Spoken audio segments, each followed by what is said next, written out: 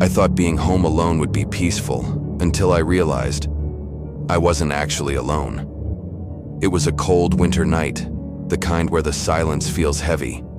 I was home by myself, parents out for the weekend. The house felt huge and empty, so I decided to camp out in the living room. It was dim and cozy, with the blinds pulled all the way down.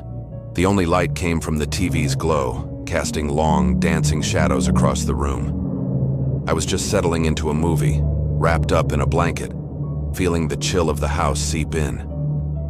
Then, out of nowhere, I heard some noise, and the motion sensor light above the driveway flooded the side yard with a harsh white glare. My heart jumped. I muted the TV, and the sudden quiet was deafening, but I couldn't hear anything from outside. I lifted the blinds briefly, just to do a quick check. Nothing was there. A branch scraping against the roof? An animal? A raccoon or a possum? I wanted to believe that. The driveway was empty, glistening with frost under the stark light. Just shadows and the bare skeletal branches of the trees. Nothing. I went back to the couch, but I couldn't relax. Some time passed. Then I heard a bucket fall over outside. The first time it happened, I was concerned. But now I was straight up scared. I listened, straining to hear anything over my own pulse. The movie was just background noise now. Every creak of the house made me flinch. Then the motion light clicked off, plunging the yard back into absolute darkness. And that's when I heard it. A soft, rhythmic knocking. Not on the door. It was coming from the window pane right where I'd been standing. My blood ran cold. I was frozen on the couch, staring at the blinds, my mind racing. This wasn't an animal. This wasn't the wind. Someone was out there. I didn't want to look. I was terrified of what I might see, but I couldn't look away. My eyes were locked on the blinds, and then I saw it. A shape, pressing against them from the outside. It was a silhouette at first, a dark form against the faint moonlight. But as my eyes adjusted, the details started to resolve. It was a person. A woman.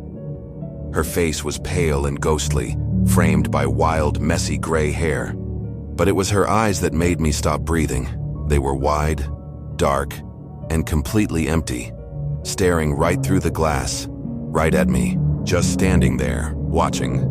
I told her to go away, but she didn't.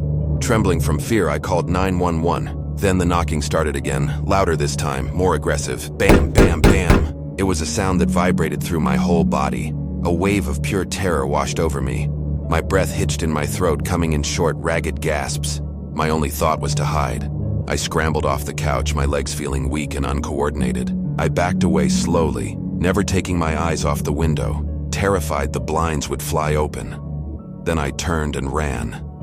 I fumbled with the lock on the bathroom door, my hands shaking so badly I could barely work the knob. I slammed it shut and locked it, collapsing against the wall. Crash! The sound of shattering glass from the living room echoed through the house. I covered my mouth to stifle a scream. I could hear the faint crunch of broken glass underfoot. A shadow moved under the bathroom door, blocking the thin line of light from the hallway. She was inside. My mind went blank with fear. I was trapped. Then, through the thin bathroom window, I saw it. Flashing red and blue lights painting the neighbor's house. The wail of a siren grew closer, cutting through the night. The shadow under the door hesitated, then retreated. I stayed locked in that bathroom until I heard the police calling my name from inside my own home. They never found her, but sometimes, when I'm alone at night, I feel it. That feeling of being watched. And I know, somewhere out there in the dark, she is too.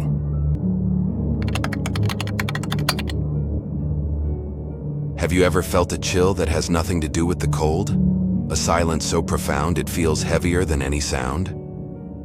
For me, that feeling began the day I arrived at the cabin. The world was painted in shades of white and gray, a vast empty canvas of snow under a heavy sky. The woods stood like silent skeletal sentinels. It was supposed to be a retreat, a place to escape the noise. Ironic, isn't it?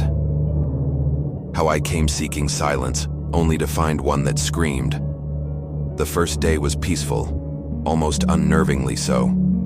The only sound was the crunch of my boots, the whisper of the wind. Then, I saw it.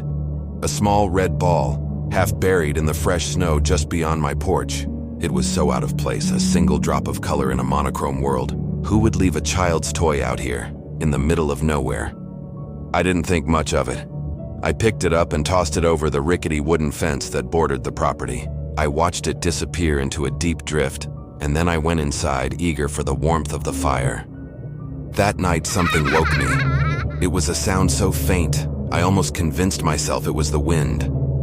Laughter. The high-pitched, innocent sound of children playing. It just felt off, twisted by the distance and the stillness of night. I went to the window, my breath fogging the cold glass. The moonlight cast long, skeletal shadows across the yard. And there, sitting perfectly on the untouched surface of the snow, right where it had been before, was the red ball. My blood ran cold. There were no footprints. Not mine, not anyone's. It was as if it had just appeared.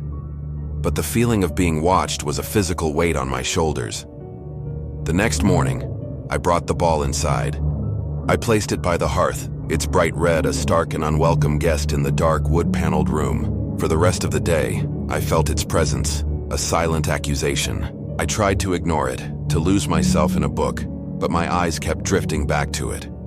Later, needing to clear my head, I stepped outside to gather more firewood. When I returned, my heart hammered against my ribs. The ball was gone. I frantically scanned the room, but I knew where it would be. I forced myself to the door and looked out.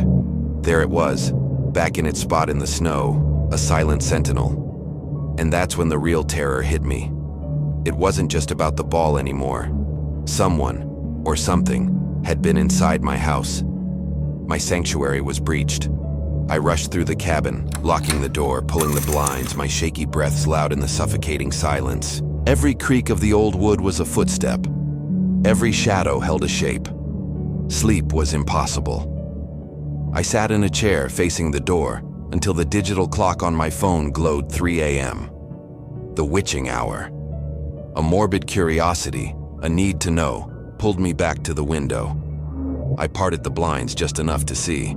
The red ball was there, a familiar, dreadful sight. But behind it, standing far back near the tree line, was a figure.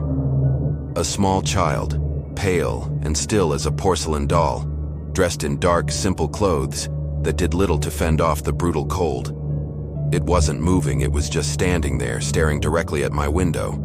There was no expression on its face, just a blank, unnerving emptiness. My fear became a cold, solid thing in my gut. This wasn't a prank, this wasn't a game. This was something ancient and wrong. I didn't wait for the sun to fully rise. As the first pale gray light broke through the darkness, I threw my things into my car. And as I was driving away, I looked into my rear mirror. The child was gone. Only the red ball remained. A final, silent goodbye. I don't know what I saw in those woods, but I know I'll never forget it. If you like scary, eerie stories like these, subscribe for more and also turn on the notification bell so you don't miss anything.